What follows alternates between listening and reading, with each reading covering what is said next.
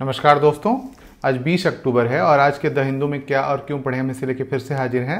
आज जो सबसे पहली न्यूज़ है, over 2 million trapped in Gaza as attacks continue, है ना। गजा पट्टी में 20 लाख लोग कम से कम फंस गए हैं और उनको कोई जाने का रास्ता नहीं मिल रहा है और बमबारी लगातार जारी है इजराइल के द्वारा।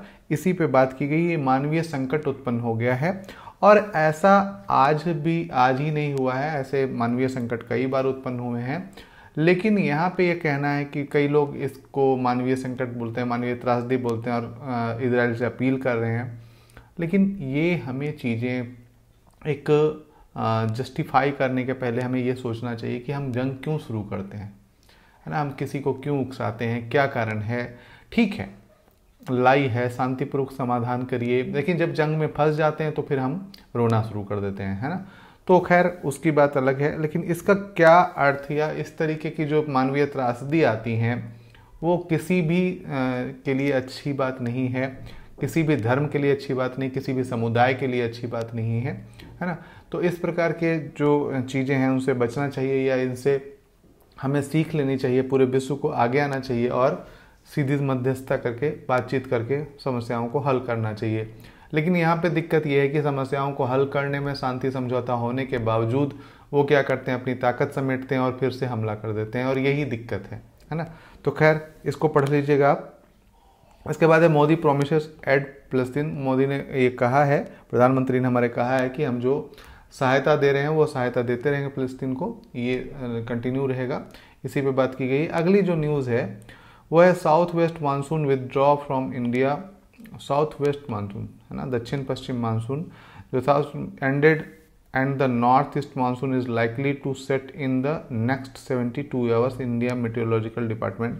तो आपको दो चीज़ें देखनी है, एक तो साउथ वेस्ट मानसून, है ना, और दूसरा क्या देखना है, नॉर्थ ईस्ट मानसून। ठीक है, तो ये दोनों क्या हैं, किस प्रकार से आते हैं, कहाँ से उठते हैं, कैसे बनते हैं, इनको आप ज्योग्राफी में, फिजिकल ज्योग्राफी में आप देखेंगे या सर्च कर लेंगे गूगल पे भी, तो कोई दिक्कत नहीं है, आप इसको देख लेंगे। ठीक है, इसके बाद जो हमें पढ़ना है वो पेज नंबर 8 पे है। यह स्पॉटलाइट है इन कन्नौज, है ना, हॉप इन ए बोतल। एक्चुअल में क्या है कि कन्नौज इत्र के लिए फेमस है और मैंने इसलिए दिया था। यहाँ पे जो ये आप घड़े के प्रकार का देख रहे हैं, इसमें से जो अत्र निकाला जाता है, गुलाब का वो जो क्या बोलते हैं अर्क निकाला जाता है, उसी की बात की गई है। तो आप एक बार इसे पढ़ लेंगे ताकि आपको याद रहे कि यहाँ से क्या होता है। कन्नौज किसके लिए फेमस है, तो इत्र के लिए फेमस है। तो ये आपको थोड़ा याद रहेगा, ये थोड़ा आप देख लेंगे। ठीक है, इसके बाद पेज नंबर 10 में पढ़ना है the shape of climate justice in A warning India, है ना।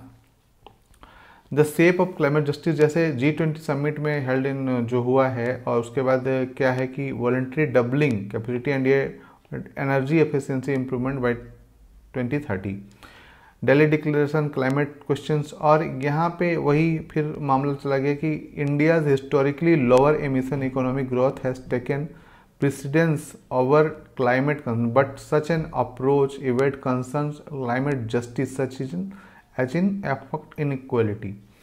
क्लाइमेट जस्टिस का मतलब ये समझिए एक तरीके से कि जो बहुत सारे क्षेत्र हैं या बहुत सारी चीज़ें हैं जो कि कई बार छूट जाती हैं, जैसे क्लाइमेट के कारण जो बदलाव हो रहे हैं उसमें क्या होगा कि कई लोग जो हैं उसको ये झेल पाएंगे। कई लोग जिनके पास ताकत है, जिनके पास पैसा है, वो क्लाइमेट में बदलाव होने वालों को, जो चेंज हो रहे हैं उनको झेल पाएंगे। लेकिन जो गरीब हैं, जिनके पास एनर्जी के साधन, ऊर्जा के संसाधन के रूप में इलेक्ट्रिसिटी नहीं है या इक्विपमेंट नहीं है या टेक्नोलॉजी नहीं है, वो कोयले पर निर्भर हैं, इस तरीके की जो चीज़ें हैं, उससे क्या होगा कि उससे एक इनजस्टिस होगा उनके साथ और वो उसी में रहने को मजबूर होंगे। और फिर हम क्या कर रहे हैं, दबाव बना रहे हैं कि हम इलेक्ट्रॉनिक की तरफ हम जा रहे हैं, इलेक्ट्रिक व्हीकल्स की तरफ जा रहे हैं। तो इससे जो एक बीच में गैप पैदा होगा उसको किस तरीके से भरा जाएगा, इसके बारे में ये बात की गई है। तो आप इसे देखेंगे। इसके बाद है an opportunity to recast India's food system, है ना। अभी यहाँ पे earlier this week celebrated world food day, है ना, और यहाँ पे इंडिया फूड सिस्टम की बात की गई है। और आपने ये देखा होगा कि 2022-23 को जो मोटा अनाज दिवस हम मनाए जा रहे हैं, है ना। तो इसी में ये बात की गई कि किस प्रकार से जो हमारा जो खाने पीने का हमारा वो है, जिस तरीके से हम खाना पीना, जो हमारे रहने का ढंग है, हम उसको किस तरीके से बदल सकते हैं, है ना, किस तरीके से चेंज ला सकते हैं। जैसे यहाँ पे भी है कि first consumer demand need to shifted toward healthy and sustainable diet, we need to shift food plate the healthier people and the planet. यहाँ पे जो हम बात कर रहे हैं वहाँ पे ये समझिए कि जो हम अभी ऑर्गेनिक की बात कर रहे हैं या फिर मिलेट्स की बात कर रहे हैं, उस तरीके से कैसे शिफ्ट करें, या एक तरीके से एक मौका है जब हम शिफ्ट कर सकते हैं, तो उसी पे ये पूरी बात की गई है। और इसका जो असर होगा वो, या कौन कौन से कारक हैं जिनके द्वारा हम पूरे भारत के चीज़ों को बदल सकते हैं, इस पे बात की गई है ना। इसके बाद जो है, और यहाँ पे एक और चीज़ें हैं जैसे प्रोड्यूसर, मिडिलमैन, जो मध्यस्थ हैं, वो उनके बारे में बात की गई है। लेकिन हम खासकर ये देखेंगे इंडिया फूड सिस्टम जो है उसको कैसे बदला जा सकता है, इस पे बात की गई है। इसके बाद है पेज नंबर 11 पे, और यहाँ पे एक चर्चा की गई, are southern state being punished for their success, है ना।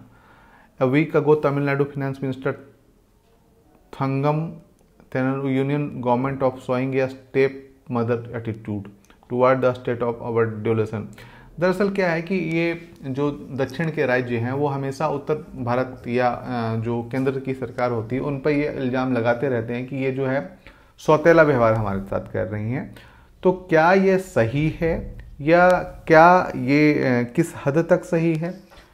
कुछ हद तक सही हो सकता है, क्योंकि दक्षिण भारत के राज्य अपेक्षाकृत समृद्ध हैं और वो अच्छा खासा पैसा अर्न करते हैं या अच्छा खासा टैक्स जमा करते हैं।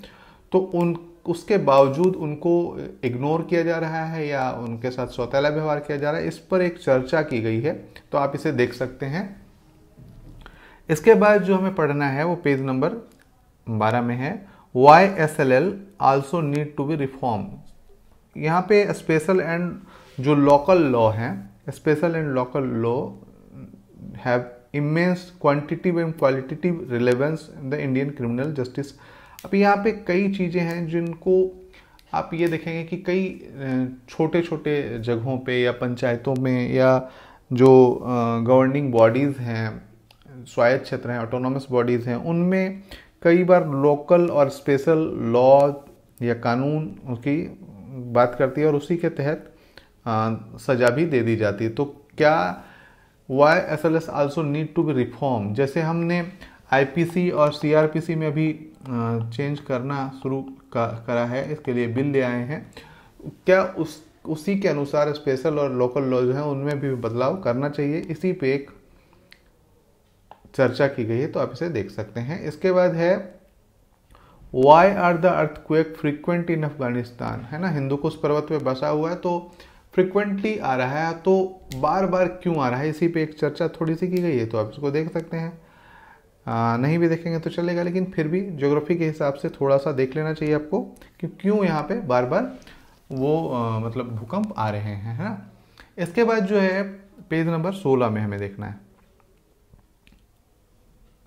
पेज नंबर 16 में क्या है कि हमें ये देखना है, SC ask states, supreme court ने पेज नंबर 16, हाँ, SC ask state to appoint officer under POSH act. बस पॉस एक्ट इंपॉर्टेंट है, तो पॉस एक्ट देख लीजिए। पॉस एक्ट इसको कहा जाता है the sexual harassment of women at workplace prevention provision and redressal act, इसको पॉस एक्ट कहा जाता है।